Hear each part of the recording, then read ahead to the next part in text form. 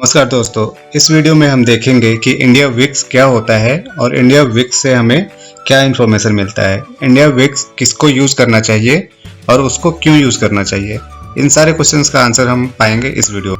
Vicks यानी कि VIX, V stands for volatility, I stands for index. तो जैसा कि नाम से पता चल रहा है कि विक्स एक इंडेक्स है। इंडेक्स मतलब क्या हुआ, किसी चीज़ को नापने का एक पैमाना। और ये क्या नापता है, ये नापता है V फॉर वोलेटिलिटी, यानी कि जो मार्केट में उतार चढ़ाव है उसको नापने का एक पैमाना है। यानी कि जो विक्स का वैल्यू है वो आपको बताता है कि मार्केट में कितना आने वाले दिनों में उतार चढ़ाव हो सकता है।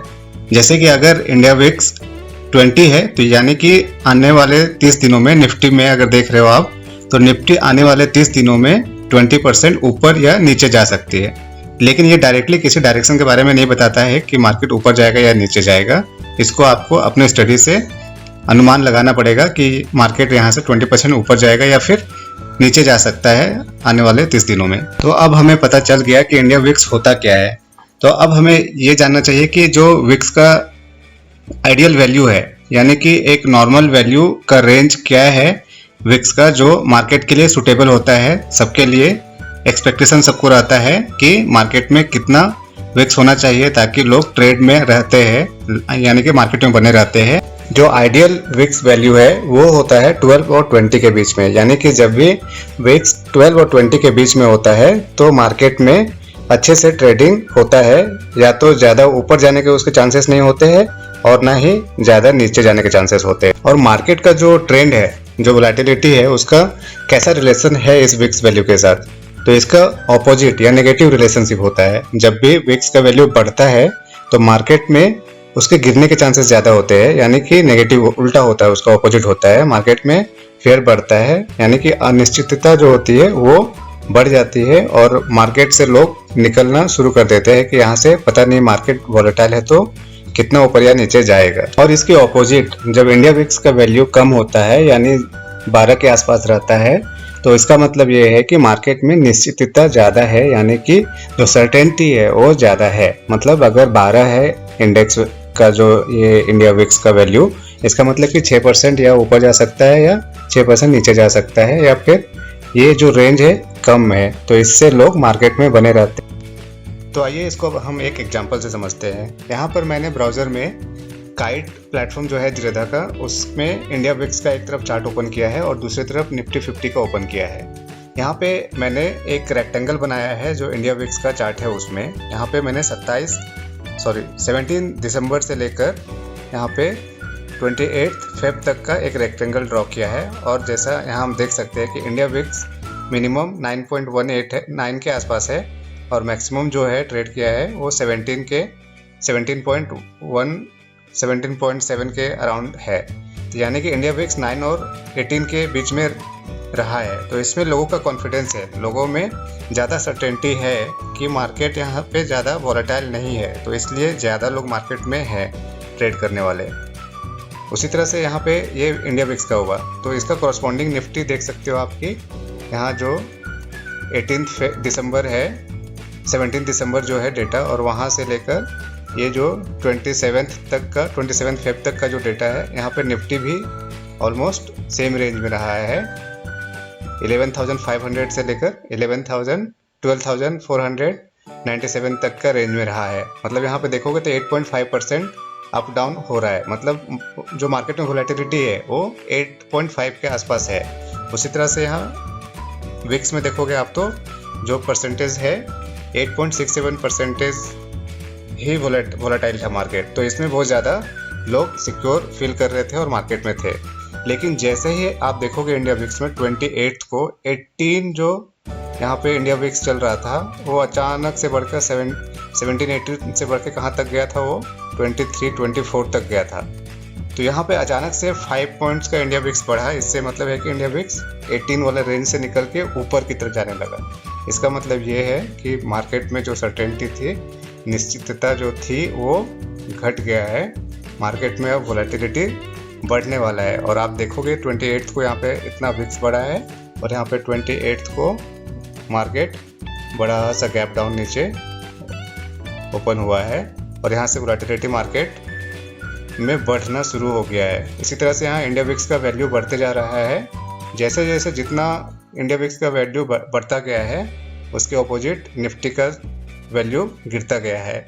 और अभी जब ये 24 मार्च को इंडिया विक्स का वैल्यू जब पीक पे था 86.55 था, उस दिन मतलब इतना ज़्यादा मार्केट वोलेटाइल हो सकता है। इसका मतलब ये होगा कि 30 डेज में मार्केट 85% ऊपर या नीचे जा सकता है। टोटल जो वोलेटाइल हो सकता है 85% हो सकता है, यानी कि 42.5% तक नीचे जा सकता है। 42.5% तक ऊपर गया तो 40% ऊपर नीचे हो सकता है, ऐसा था। और एग्जैक्टली हुआ वैसा ही।